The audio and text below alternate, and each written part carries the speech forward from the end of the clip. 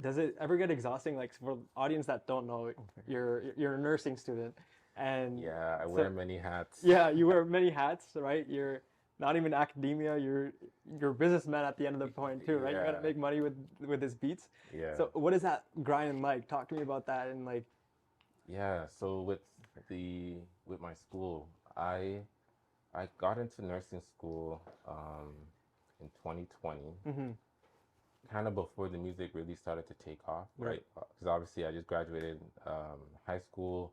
I have to figure something out, like, hmm right? yeah, So um, I got into nursing in 2020. But what a lot of people don't know is that I applied in 2019, yeah, right?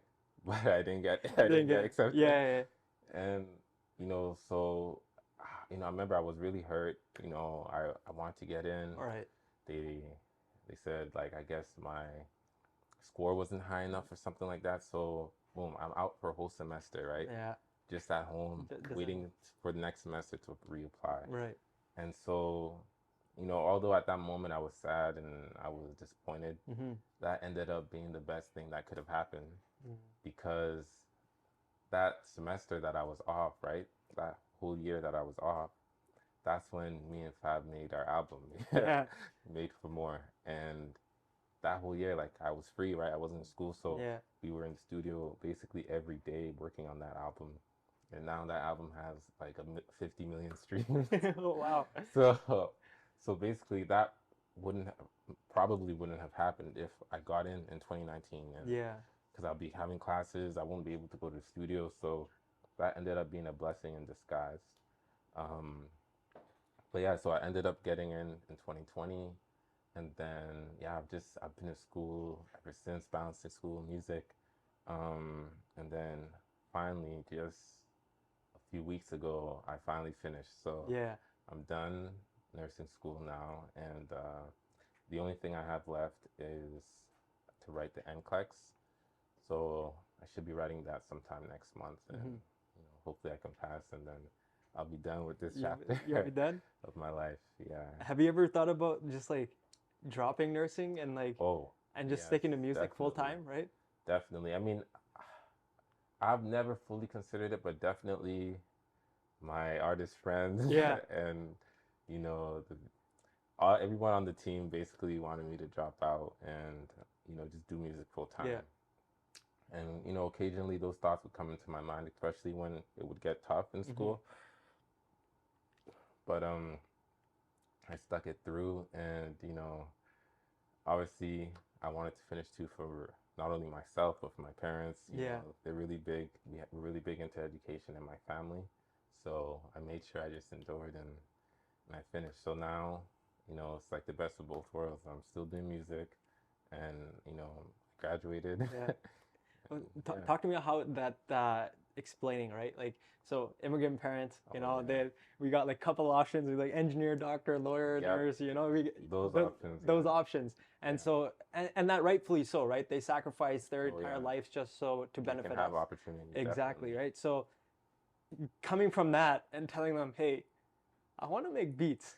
And Yeah. like I'm passionate about beats and this makes me happy and like Hmm. music makes me happy.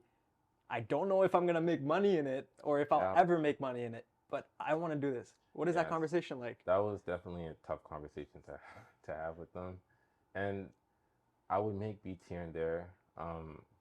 At that point, so they didn't really care too much, Yeah. and they didn't really start taking it seriously until sometime in 2018. I think it was summer of 2018 when I won the first beat contest, Right. right? Yeah, yeah, So yeah.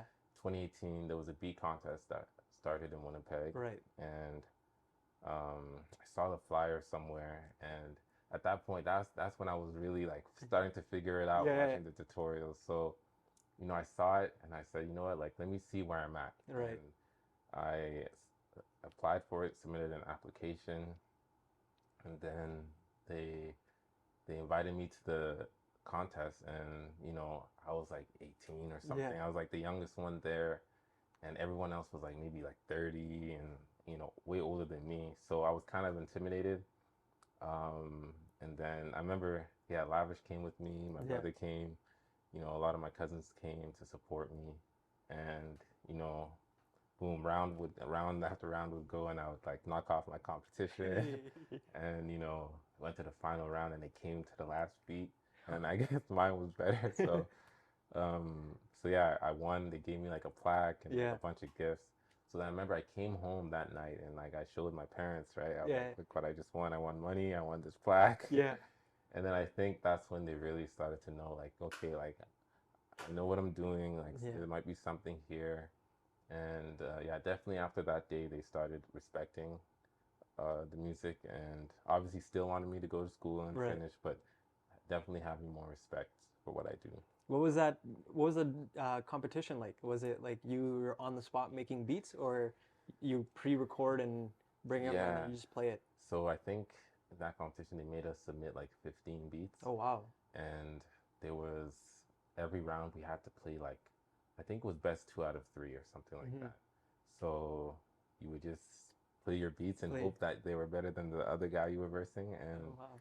and yeah, so it was some How rounds. did they judge that? Like, So they judged it with the crowd. So the oh, okay, crowd would that makes sense. judge. Yeah. So they would have like a poll where they would pick, okay, like whose beat was better? Was Pascal's beat better or was, this guy's beat better? And Yeah, then they would pick whoever they thought, and like whoever won would advance to the next yeah, round. And yeah, it went on like that until the end. So yeah, that was a pretty big opportunity and really validated it to me too. Like, okay, like my beats aren't trash. hmm, You know, I just won this competition, so I kind of know what I'm doing. yeah.